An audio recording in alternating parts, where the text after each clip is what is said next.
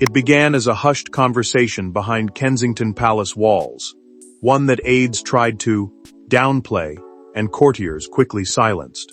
But the look on Catherine's face as she exited that private meeting said everything the palace couldn't. Something was wrong, and it involved Andrew.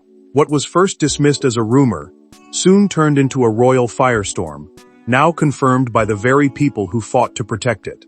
Before we go deeper into what this really means for the royal family, make sure to subscribe so you don't miss a single update. At first, the whispers sounded almost impossible to believe. After all, the British royal family had weathered countless storms over the years, surviving scandals, controversies, and public crises that many believed would leave lasting damage. Yet this situation felt different. The atmosphere surrounding the palace had changed. Staff members who normally moved through their daily routines with confidence suddenly became guarded. Conversations stopped when unfamiliar faces entered the room. Questions were met with vague answers. And behind the scenes, a level of secrecy began emerging that even veteran royal observers found unusual. Reports soon surfaced of an emergency gathering involving King Charles, Prince William, Princess Anne, and a group of senior legal advisors. The meeting was reportedly arranged with little notice and carried a sense of urgency that immediately attracted attention from those closest to the institution. While no official explanation was offered, palace insiders quietly acknowledged that the discussion centered around matters far more serious than routine royal business. Something significant was being reviewed, and the people involved represented some of the most influential figures within the monarchy. Then came another clue. Staff members allegedly noticed increased activity surrounding royal trust records and historic legal documents. Sensitive files that had remained untouched for years were suddenly being requested, reviewed, and cross-referenced. Security measures around certain archives reportedly became stricter. Access permissions were reassessed. Financial records connected to long-standing royal institutions were examined with unusual intensity. None of this was visible to the public, but inside royal circles, the message was becoming impossible to ignore. As speculation grew, one name continued appearing at the center of private conversations: Andrew. According to multiple accounts circulating among palace insiders, discussions repeatedly returned to the Duke's future relationship with several royal organizations and trusts. What had once seemed settled was now being questioned again. The deeper advisors looked into the matter, the more pressure appeared to build around a decision that many believed had been postponed for far too long. What made the situation even more striking was the growing belief that these tensions had not appeared overnight. Individuals familiar with royal affairs claimed concerns had been quietly accumulating for months. Some suggested that key members of the family had reached a point where maintaining the status quo was no longer viewed as sustainable. Others believed that Charles, facing mounting pressures on multiple fronts, was finally being forced to confront a problem that previous compromises had merely delayed. The uncertainty spread quickly. Was this simply another internal review destined to disappear behind palace walls? Or was the king preparing to make one of the most consequential decisions of his reign? Even those closest to the situation seemed unsure. Yet one thing was becoming increasingly clear. Whatever was unfolding behind closed doors was moving toward a conclusion, and that conclusion threatened to change Andrew's place within the royal institution forever. But the growing concern inside palace walls was not about a temporary restriction. It centered on a decision that could permanently erase Andrew from one of the monarchy's most protected institutions. For decades, royal trusts operated quietly, behind the scenes, shielded from public attention, and protected by generations of tradition. Few ever imagined that one prince's connection to those institutions could one day become the center of a constitutional storm. The whispers surrounding Andrew had already begun spreading through royal circles, but understanding why the situation had become so explosive required looking far beyond the chairman's headlines. The issue was never simply about one individual. It was about the institutions that stood behind the monarchy itself. Royal trusts were not glamorous organizations that attracted daily attention from the public. In many ways, that was exactly their purpose. They existed quietly, preserving charitable missions, protecting historic responsibilities, managing legacy projects, and ensuring that certain aspects of royal service remained stable, regardless of which family members occupied the prime things. For decades, these trusts represented continuity. They were symbols of stewardship rather than privilege, duty rather than status. That distinction mattered because within the monarchy, trust membership was often viewed as a reflection of confidence. Being connected to such organizations suggested that a royal family member had earned responsibility through service and commitment. It was not merely about holding a title. It was about carrying the weight of public expectations. Generation after generation, members of the royal family were entrusted with causes, institutions, and charitable missions that reflected the values the crown wished to project. The system depended on credibility. Once that credibility came into question, everything became more complicated. Andrew had spent years associated with a number of royal organizations and initiatives. For a long time, those connections seemed permanent, woven into the structure of royal life itself. Yet the monarchy had entered a very different era. Public expectations had changed. Scrutiny had intensified. Decisions that might once have remained hidden behind palace walls were now examined from every angle. The institution found itself facing challenges unlike any it had encountered before, and every association carried consequences. As concerns surrounding Andrew continued to generate discussion, the pressure on senior royals steadily increased. What had once been viewed as a private family matter was increasingly being interpreted as an institutional question. Critics argued that the monarchy could not afford ambiguity. Supporters of tradition warned against abandoning long-standing loyalties. Between those competing views stood King Charles, carrying the burden of balancing personal relationships with public responsibilities. It was an impossible position. Every choice risked alienating someone. Every delay created new questions. Behind closed doors, those questions became increasingly urgent. Senior figures reportedly began examining what message continued trust affiliations might send to the public. The concern was not merely about present circumstances.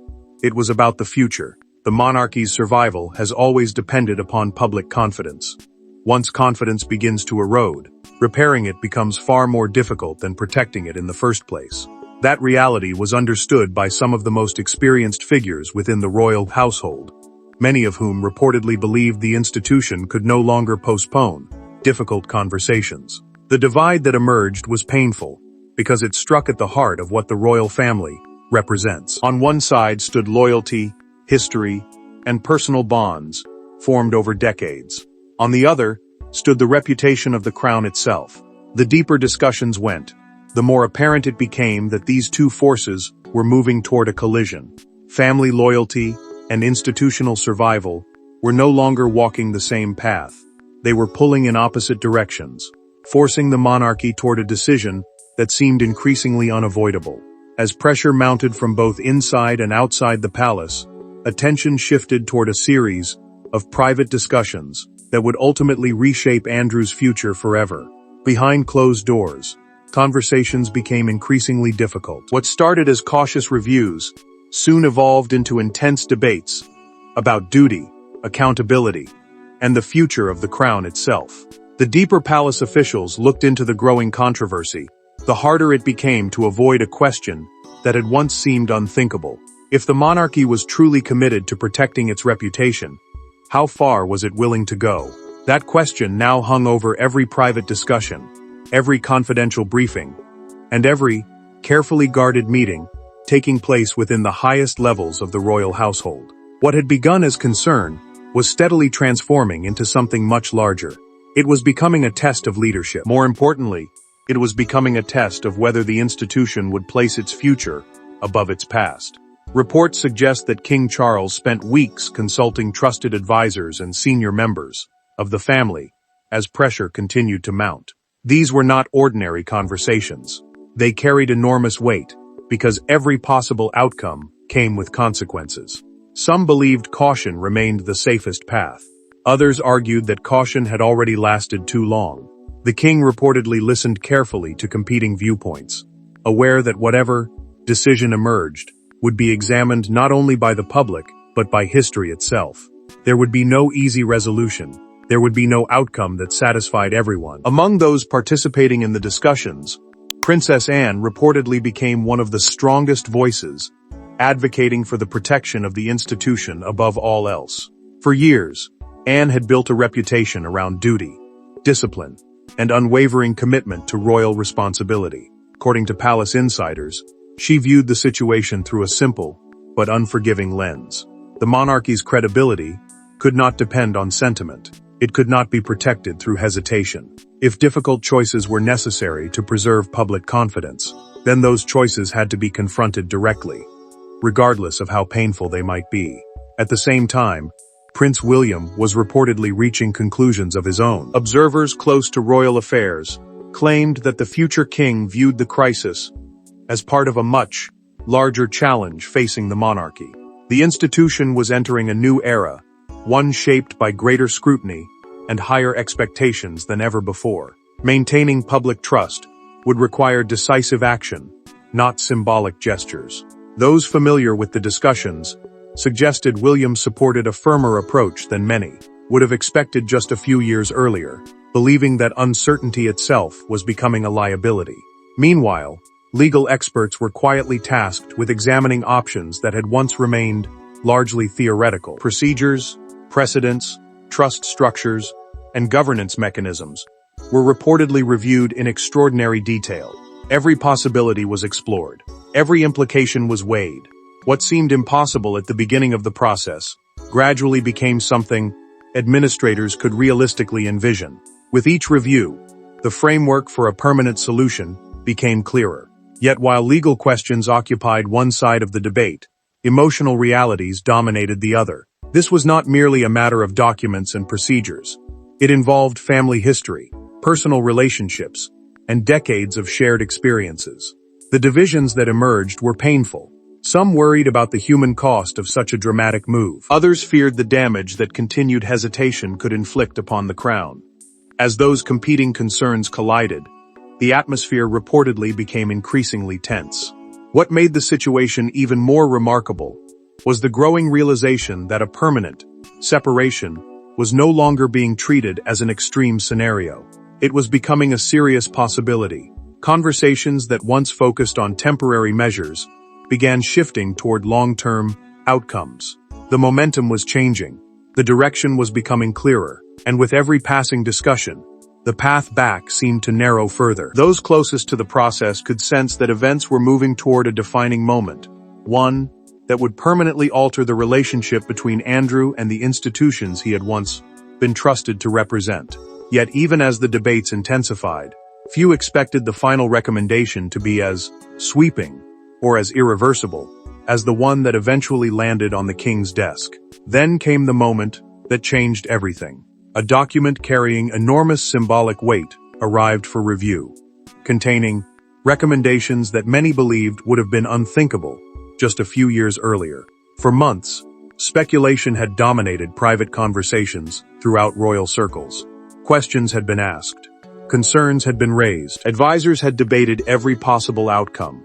Yet despite all the uncertainty, the discussions had always been leading toward a single destination. Eventually, there would come a moment when recommendations had to become decisions. That moment had finally arrived. The endless reviews, confidential consultations, and carefully measured assessments were reaching their conclusion. What remained was the most difficult step of all. According to reports circulating among palace insiders, senior advisors had completed the final stages of their evaluation. Every argument had been considered. Every potential consequence had been examined. By this stage, the focus was no longer on whether action was possible. The focus had shifted toward determining how extensive that action should be. Some believed limited measures might satisfy growing demands for accountability. Others reportedly argued that anything short of a complete break would leave the monarchy vulnerable to the same questions indefinitely. The debate had narrowed, but the stakes had become even higher. At the center of it all stood King Charles. For a monarch already navigating immense responsibilities, this represented one of the most painful decisions of his reign. The issue before him was not merely administrative, it was deeply personal. Every page he reviewed carried implications that stretched far beyond legal structures and institutional procedures. Family history weighed heavily over every discussion. Decades of shared experiences, loyalties, and relationships stood on one side of the scale. On the other, stood the future reputation of the crown itself. Reports suggest that multiple reviews were conducted before any recommendation reached its final form. Advisors reportedly revisited key questions repeatedly, determined to ensure that every angle had been explored. Palace officials understood the gravity of the situation. Once a decision of this magnitude was made, there would be no simple way to reverse it. That reality encouraged caution. Yet it also reinforced the belief among some senior figures that hesitation could no longer serve as a strategy. As details of the proposed order reportedly became clearer, the true scale of what was being considered began to emerge. The recommendation was not focused on a temporary suspension or a symbolic adjustment. Instead, it allegedly called for Andrew's complete removal from royal trust roles. Such a move would represent a profound break from long-standing arrangements and signal a dramatic shift in how the institution intended to address challenges surrounding public confidence. Even among experienced observers of royal affairs, the proposal was viewed as extraordinary. Inside palace corridors, officials reportedly wrestled with a difficult balancing act. They had to consider how the public might respond, while also recognizing the emotional consequences such a decision would create within the family. Every scenario carried risks. A forceful action could trigger painful divisions. A softer approach could invite criticism and prolong uncertainty. Neither option offered comfort. Neither guaranteed stability. Perhaps that is why the king reportedly delayed his final conclusion longer than some advisors expected. Sources suggest he understood that once authorization was given, events would move beyond discussion and into reality. There would be no more reviews, no more debates, only consequences. The burden of that realization reportedly weighed heavily as the final document awaited approval. Then, after months of speculation and mounting pressure, the process entered its final stage. The recommendations were prepared. The language was finalized. The order stood ready for authorization. What had once existed only as rumor was now positioned to become official policy. And as the document moved toward its final destination, those closest to the situation sensed that the monarchy was standing on the edge of a moment that would be remembered for years to come. When the signature was finally placed on the document, the consequences spread far beyond a single prince. They sent shockwaves through the entire royal household. The reaction was immediate. Courtiers whispered in corridors. Advisors exchanged anxious messages. And long-standing assumptions about royal privilege suddenly seemed far less certain than before. The moment the decision moved from private discussion to accepted reality, a wave of uncertainty swept through the royal household. For months, rumors had circulated about what the king might ultimately decide, but many still believed that tradition would prevail. Even after the recommendations had been finalized, there were those who expected a compromise, a delay, or some last-minute adjustment that would soften the outcome. Instead, the authorization of the order signaled something far more dramatic. It demonstrated that the monarchy was willing to take a path that many once considered impossible. As news quietly began spreading among senior palace staff, the atmosphere reportedly shifted almost overnight. Conversations became dominated by a single topic. Individuals who had followed the situation closely were suddenly attempting to understand the full implications of what had happened. The decision was no longer a possibility being debated behind closed doors. It was now a reality that everyone would have to confront. The significance of that change was impossible to ignore. According to reports from royal insiders, some of Andrew's supporters reacted with disbelief. They had watched the growing controversy unfold, yet many remained convinced that historic, precedent, and family loyalty would ultimately provide protection. To them, the order represented a stunning departure from expectations. Questions reportedly emerged about how such a dramatic outcome had become possible, and whether the institution had crossed a line that could never be uncrossed. The shock was not simply about the decision itself. It was about what the decision represented. Others viewed the situation very differently. Supporters of the move argued that the monarchy had entered a new era, where public confidence could not be treated as a secondary concern. In their eyes, the order reflected a recognition that institutions survive only when they are willing to adapt. They believed the crown had reached a point where preserving credibility required difficult sacrifices. What some interpreted as a break from tradition, others described as a necessary act of institutional self-preservation. That divide quickly became one of the defining features of the aftermath. On one side were those mourning what they saw as the erosion of old loyalties. On the other were those insisting that accountability had become essential for the monarchy's future. The arguments were emotional because they touched upon competing visions of what the royal family should represent. Was it first and foremost a family bound by loyalty, or was it an institution obligated to place public trust above personal relationships? The order forced that debate into the open. At the center of the storm stood King Charles. While the decision may have resolved one question, it reportedly created new tensions within the family. Sources suggest the emotional consequences were significant. Difficult conversations followed. Long-standing relationships faced renewed strain. The burden of leadership often requires choices that leave scars, and many observers believed the king was now experiencing precisely that reality. Yet throughout the controversy, reports consistently suggested that William and Anne remained firm in their support for the outcome. Both were said to view the matter through the lens of institutional responsibility rather than personal comfort. Their position reportedly reflected a belief that protecting the monarchy sometimes requires decisions that are painful in the present, but necessary for the future. Meanwhile, palace officials worked carefully to contain tensions and manage public perception. Every statement, every briefing, and every response carried added significance. The challenge was no longer simply explaining a decision.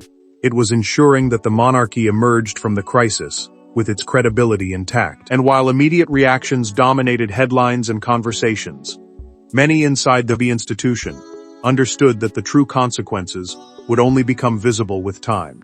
But the true significance of the order would not be measured by immediate reactions. It would be revealed in what it meant for the monarchy's future. Throughout royal history, monarchs have faced moments when personal relationships collided with public responsibility. This decision appeared to become one of the most dramatic examples of that struggle. As the immediate shock surrounding the order slowly settled, a deeper conversation began taking shape. It was no longer simply about Andrew, the royal trusts, or the controversy that had dominated months of discussion. The focus was shifting towards something much larger.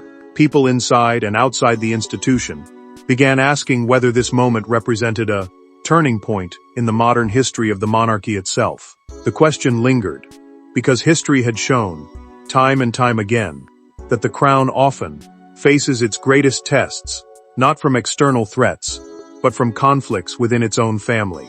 The monarchy has survived for generations, because difficult choices were sometimes made when circumstances demanded them. Throughout royal history, there have been moments when personal bonds were forced to yield to institutional survival. Those decisions were rarely celebrated. They often brought pain, division, and criticism.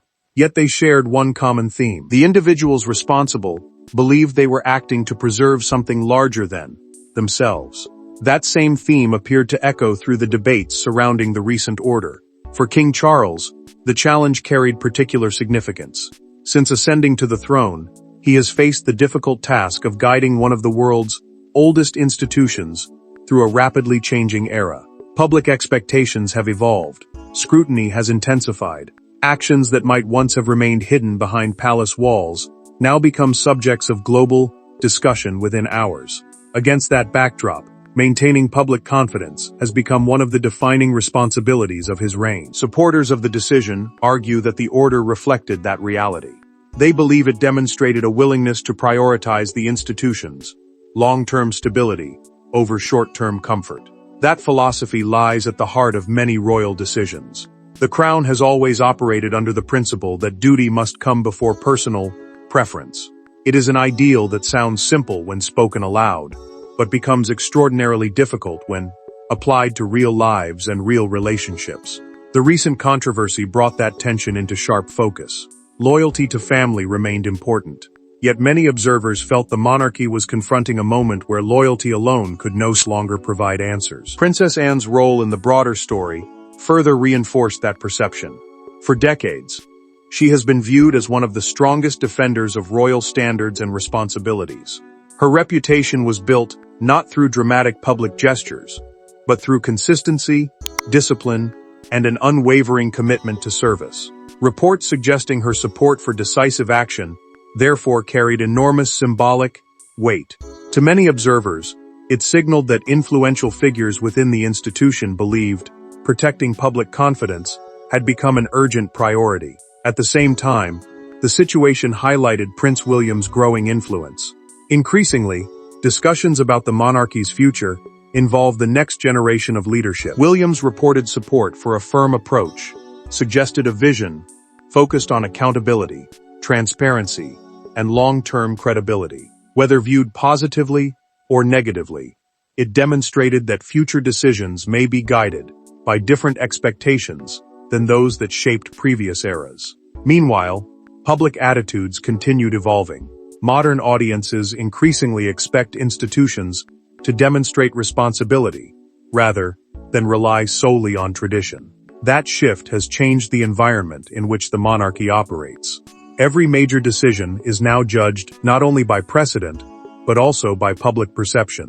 In that sense, the order became more than an isolated action. It became a symbol of a broader institutional transformation taking place within the royal family.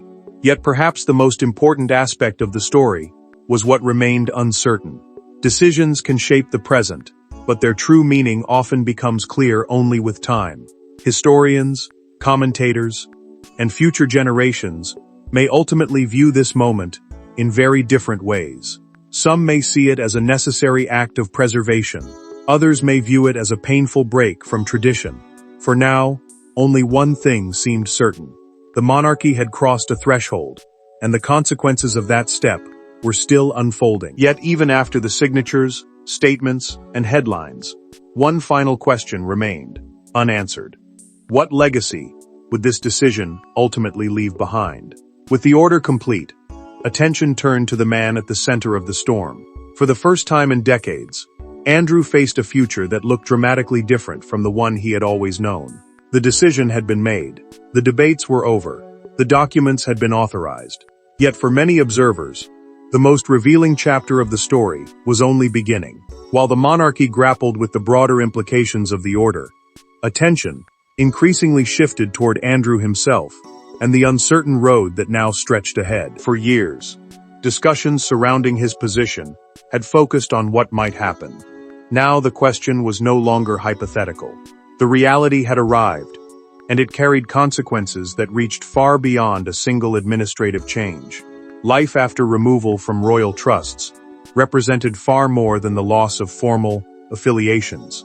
Those organizations had long symbolized connection, responsibility, and participation within the wider structure of royal life.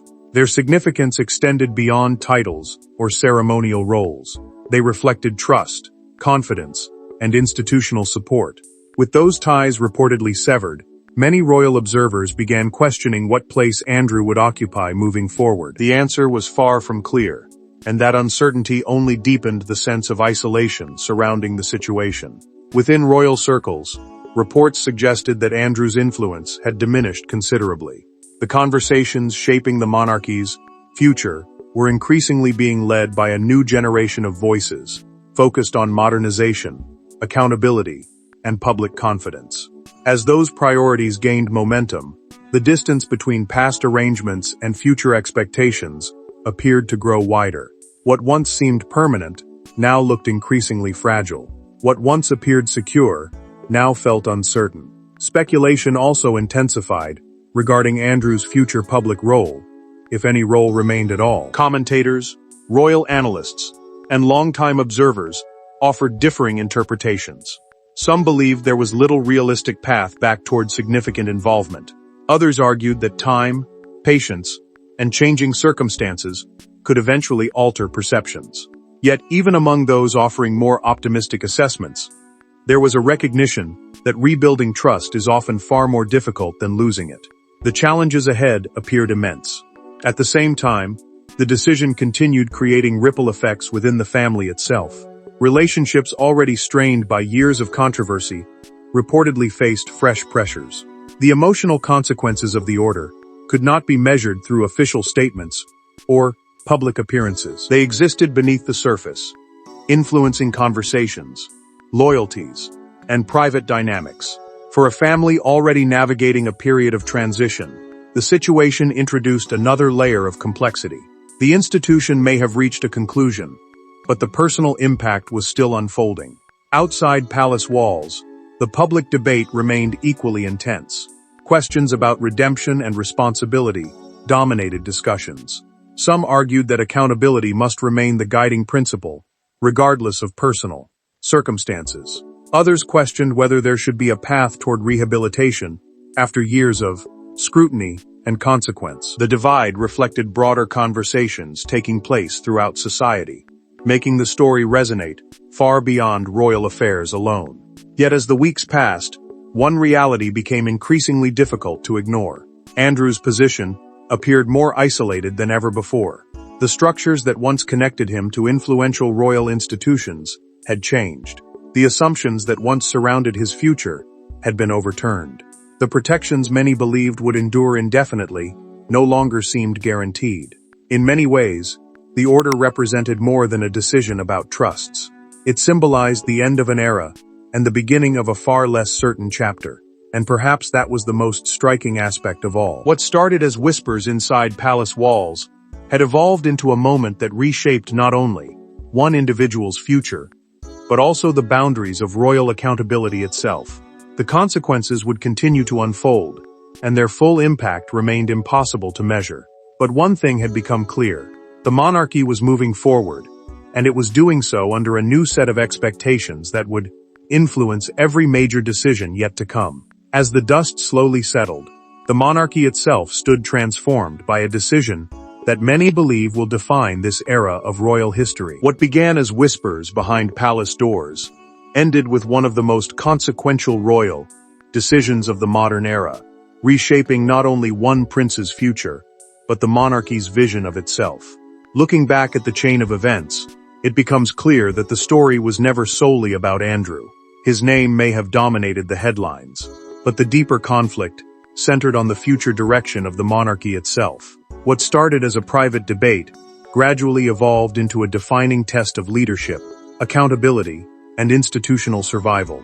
The order that removed him from royal trust roles did more than alter one man's position within royal life. It established a precedent that could influence how future generations of royals are judged, supported, and held responsible. In many ways, the decision drew a line between the traditions of the past and the expectations of the future. The lasting impact of the order may ultimately be measured through its effect on royal governance. For decades, the monarchy has relied upon a delicate balance between family loyalty and public responsibility. Maintaining that balance has never been easy, but the pressures facing the institution today are unlike those of previous generations.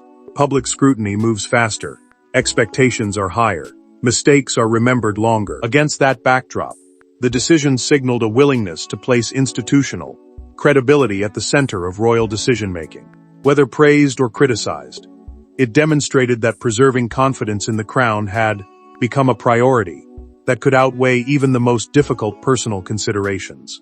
For King Charles, the decision reflected a determination that has increasingly defined his reign. Throughout months of speculation, uncertainty, and pressure, he faced demands from every direction. Some urged caution, others demanded decisive action. Yet the final outcome suggested a belief that protecting the institution required confronting uncomfortable realities rather than avoiding them. Leadership is often measured not by the choices that are easy, but by the choices that carry consequences. This decision carried consequences for everyone involved, and that is precisely why it became so significant. The story also highlighted the growing influence of Prince William and Princess Anne. Both emerged as figures closely associated with a vision focused on responsibility, accountability, and long-term stability. Their reported support for protecting the institution reinforced the perception that a new approach was taking shape within royal strategy. While Charles remains king, observers increasingly see William and Anne as important architects of the monarchy's future direction. Their influence appears to be growing at a moment when the institution is actively redefining itself. At the heart of everything lies one simple but powerful reality. Public trust remains the monarchy's most valuable asset. Palaces, titles, ceremonies, and traditions all depend upon a foundation of confidence. Once that confidence begins to weaken, every other element becomes harder to sustain. The order acknowledged that reality in a way that few royal decisions have done so publicly. It reflected an understanding that modern institutions survive not because they are protected from scrutiny, but because they are willing to respond to it. As a result, the decision came to symbolize both an ending and a beginning. One chapter quietly closed, while another began to take shape. Old assumptions were challenged. New expectations emerged. The monarchy continued its effort to adapt to a changing world, while preserving the traditions that have defined it for generations. That balancing act remains ongoing, and the full consequences of this moment may not be understood for years. Yet perhaps the most enduring lesson involves legacy itself. Every generation of royals inherits responsibilities that extend beyond personal interests. They become custodians of something larger than themselves. The debates, tensions, and sacrifices surrounding this decision all pointed toward that central truth. Accountability may be uncomfortable. Duty may demand painful choices, but institutions endure when those entrusted with protecting them are willing to place principle above convenience. Because while royal titles can endure for generations, trust is far more fragile. And once a monarch decides that protecting the crown matters more than protecting a prince, the course of history can change forever. Thanks for watching. Please don't forget to like and subscribe, and we will see you in next one.